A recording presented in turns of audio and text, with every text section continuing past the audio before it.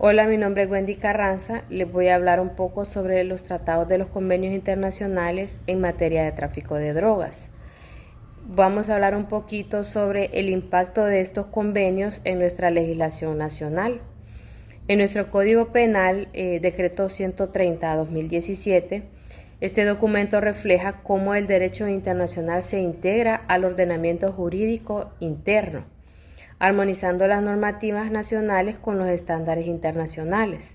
Tenemos el artículo 8, donde establece la territorialidad de la ley penal. Este reconocimiento permite al Estado respetar tratados internacionales en áreas como inmunidades diplomáticas o jurisdicción extraterritorial. También tenemos el artículo 9, que dice que la ley penal hondureña puede aplicarse a delitos cometidos fuera del país cuando existen condiciones específicas, muchas de las cuales se derivan de compromisos internacionales. Por ejemplo, la persecución de delitos como genocidio, crímenes de lesa humanidad, lavado de activos o trata de personas. Esta responde a los tratados internacionales ratificados por Honduras. También tenemos que este principio, incluido también en el artículo 9, permite que Honduras juzgue delitos graves como crímenes de guerra y genocidio, independientemente del lugar de que fue cometido. Este enfoque refuerza el compromiso del país con la comunidad internacional para prevenir la impunidad de crímenes que trascienden fronteras. Tenemos el artículo 11 también, donde se reconocen inmunidades jurisdiccionales para actores como jefes de Estado y agentes diplomáticos. Estas excepciones reflejan el respeto de Honduras por los principios del derecho internacional y la reciprocidad entre naciones. En los artículos 311 y 312, que regulan el tráfico de drogas, incorporan agravantes relacionadas con contextos internacionales, como la participación en grupos delictivos organizados o el tráfico internacional de sustancias. Esto corresponde a la colaboración de Honduras con convenios globales para combatir el crimen transnacional. También dice que el principio de humanidad en las penas, recogido en el artículo 3, garantiza que las sanciones respeten la dignidad humana y prohíban tratados crueles o degradantes. Esta disposición refleja compromisos internacionales como los establecidos en la Convención Americana sobre Derechos Humanos. La siguiente compañera seguirá abordando sobre este tema. Buenas tardes, abogada y compañeros. Mi nombre es Loren Cruz y les voy a hablar sobre la jurisprudencia sobre convenios internacionales en materia de tráfico de drogas. La jurisprudencia sobre convenios internacionales en materia de tráfico de drogas se centra en la interpretación y aplicación de varios tratados y acuerdos internacionales diseñados para combatir el narcotráfico y el abuso de drogas. Algunos de los más importantes incluyen el Convenio Único sobre Estupefacientes en el año de 1961. Estableció un marco legal internacional para el control de drogas, clasificando sustancias en diferentes categorías según su potencial de abuso y uso médico. Número 2. Convenio de 1971 sobre sustancias psicotrópicas. Amplió el alcance del control a otras sustancias psicotrópicas y buscó regular su uso médico y científico. Número 3. Convención de las Naciones Unidas contra el tráfico ilícito de estupefacientes y sustancias psicotrópicas de 1988. También conocida como la Convención de 1988, proporciona herramientas para la cooperación internacional en la lucha contra el tráfico de drogas, incluyendo disposiciones sobre la extradición y la confiscación de bienes. Aspectos claves de la jurisprudencia. Número 1. Interpretación de normas.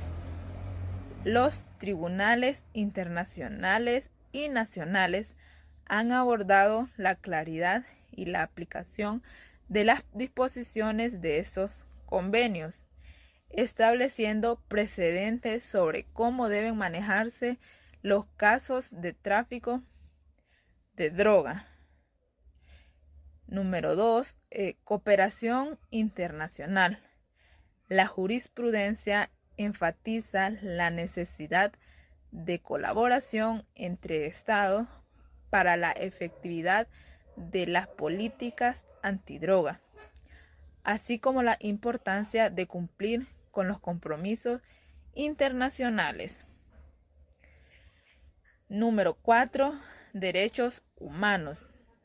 Se han presentado debates sobre cómo las políticas de drogas afectan los derechos humanos de los individuos, los que ha llevado a algunos tribunales a considerar el trato justo en la aplicación de las leyes antidroga.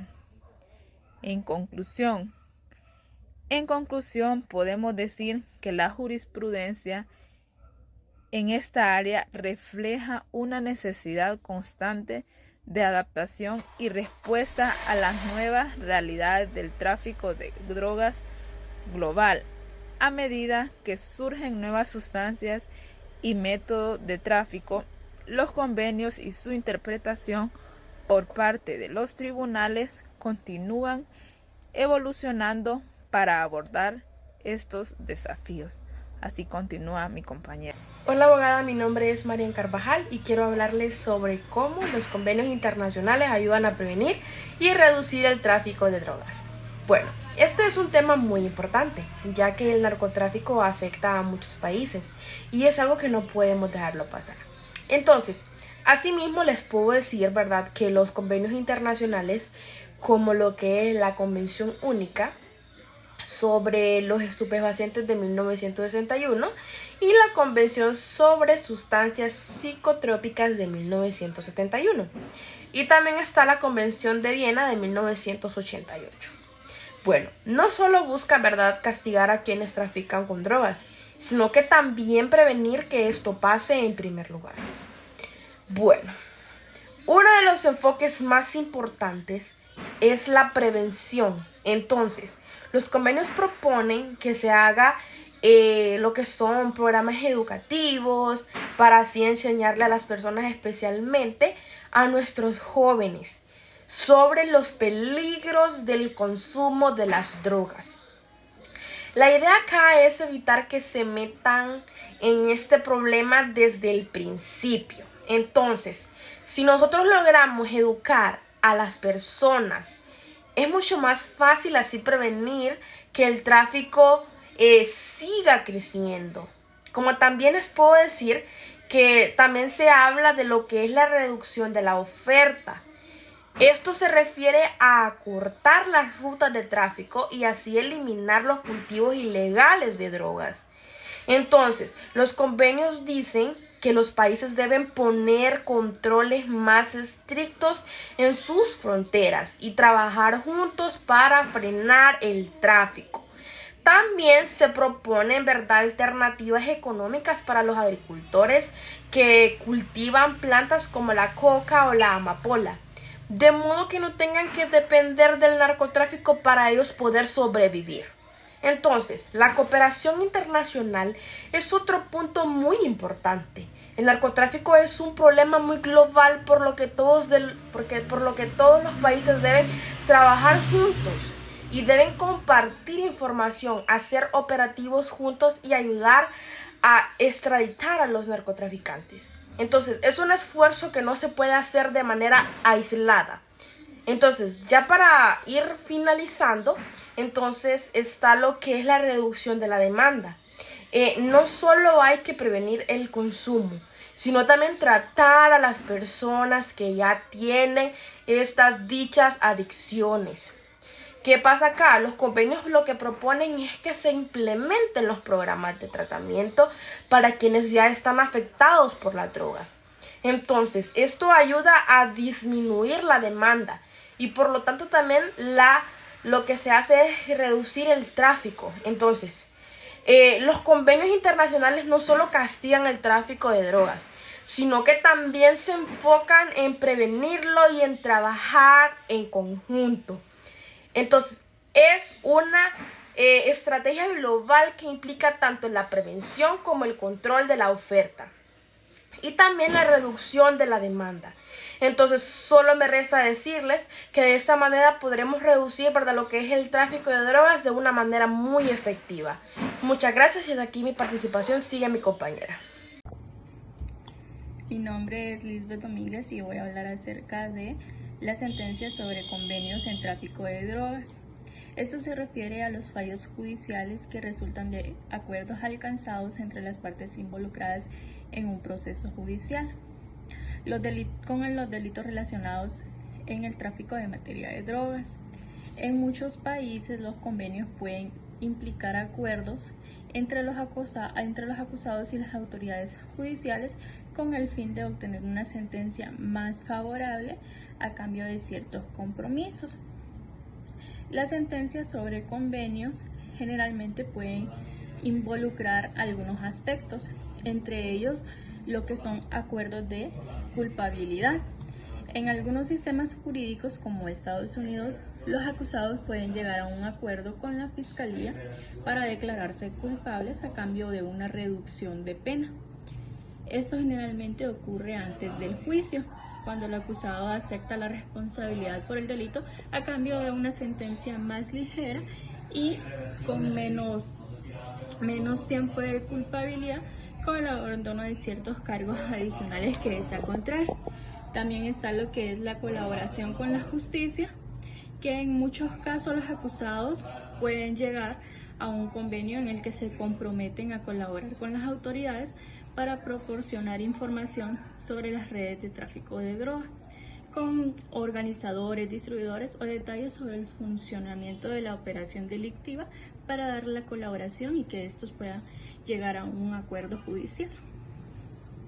También está lo que son las condiciones especiales o penas alternativas, que en estos casos el condenado por tráfico de drogas puede negociar con el fiscal para cumplir una condena alternativa, como la libertad condicional, el pago de multas o la realización de trabajos comunitarios con el fin de cumplir la pena de prisión.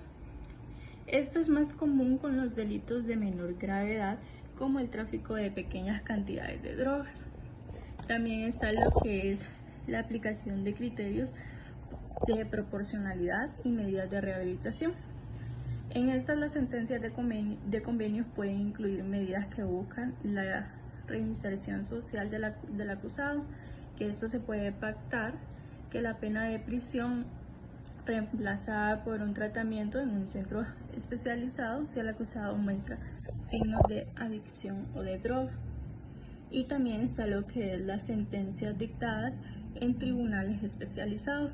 Generalmente en algunos países existen tribunales especiales para el tratamiento de casos de narcotráfico y algunas sentencias que pueden estar orientadas a combinar penas privativas de la libertad con medidas de reinserción y rehabilitación. Los convenios en el tráfico de drogas son resoluciones judiciales derivadas de acuerdos entre las partes para facilitar una resolución más rápida o menos severa en el caso, en función de factores como la cooperación del acusado, el tipo de delito y las circunstancias del proceso judicial.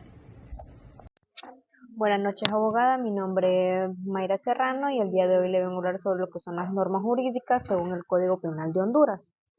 En el marco jurídico relacionado con el tráfico de drogas está compuesta por una combinación de normas nacionales, como lo es el Código Penal de Honduras, y las normas internacionales derivadas de los convenios internacionales que el país ha ratificado en materia del control de drogas. El Código Penal de Honduras ha sido reformado en varias ocasiones para alinearse con las obligaciones internacionales en la lucha contra el narcotráfico. Algunos artículos que están relacionados con lo que son el tráfico de drogas y el narcotráfico son el artículo 311 del Código Penal de Honduras, quien nos habla de quien realiza los actos, ya sea de siembra, cultivo, cosecha, elaboración, comercio, transporte o tráfico de dicha sustancia, quien también promueve, favorece o facilita el consumo ilegal de drogas tóxicas, estupefacientes o sustancias psicotrópicas y las posee para aquellos fines, debe ser castigado con la pena de prisión de 4 a 7 años si se trata de drogas que no causan grave daño a la salud, y de 7 a 10 años en los demás casos. En ambos supuestos se debe imponer además una multa ya sea de 100 o 500 días. También hablamos del artículo 312, que nos habla un poco de las agravantes específicas del tráfico de drogas. Dice, en el caso del párrafo primero del artículo anterior, se debe imponer las penas de prisión ya sea de 10 a 15 años y una multa de 300 a 15 días, si ocurre alguna de las circunstancias siguientes. Número 1, dice, las sustancias se facilitan a menores de 18 años, o se facilita a personas con discapacidad, a personas sometidas a tratamiento de rehabilitación y desintoxicación, y utilizadas para la actividad del tráfico. Número 2, que el culpable se aproveche de su implicación en el área de ciencias de la salud para realizar del hecho. Número 3 dice, el delito se comete en el ámbito de un grupo delictivo organizado, es decir, donde ya es un grupo que se encarga de distribuir dichas drogas y dichos estupefacientes. Número 4, el hecho puede poner en grave peligro la vida o salud de la víctima, ya sea con la pureza de la sustancia, con la mezcla de la sustancia, manipulación o de cualquier otra circunstancia controlada por el culpable. Número 5, la cantidad de sustancia que posea. Número 6, la conducta que se dirige a los que son a las unidades militares, a los policiales y establecimientos penitenciarios o detención, es decir, que depende de su conducta en cómo él se dirija a las autoridades. Número 7, se utilizan medios extraordinarios de transporte, es decir, cuando ya se encargan de utilizar otros tipos de transporte para poder transportar dichas sustancias. Número 8, cuando se emplea violencia, intimidación o armas en la comisión del hecho, es decir, cuando hay violencia hacia otras personas o intimidación a otras personas y dichas personas también tengan en su posesión armas. Número 9 y última, la conducta se dirige al tráfico internacional, es decir, cuando ya el tráfico de droga ya no solo se maneja en el territorio nacional, sino que también es internacional. Para terminar, dice, las normas jurídicas aplicables en Honduras relacionadas con el tráfico de drogas están en estrecha relación con los convenios internacionales en la materia. El Código Penal de Honduras ha incorporado diversas disposiciones que cumplen con los compromisos internacionales del país. Buenas abogadas, buenas compañeros, mi nombre es María José Betanco. El día de hoy les voy a hablar acerca de los impactos de los convenios internacionales en la legislación nacional. Como una pequeña introducción, los convenios internacionales son acuerdos entre los estados que buscan regular temas de interés global como derechos humanos, comercio y medio ambiente. Estos tratados influyen directamente a la legislación nacional al introducir estándares nacionales e internacionales. Como punto número 2 tenemos los impactos principales.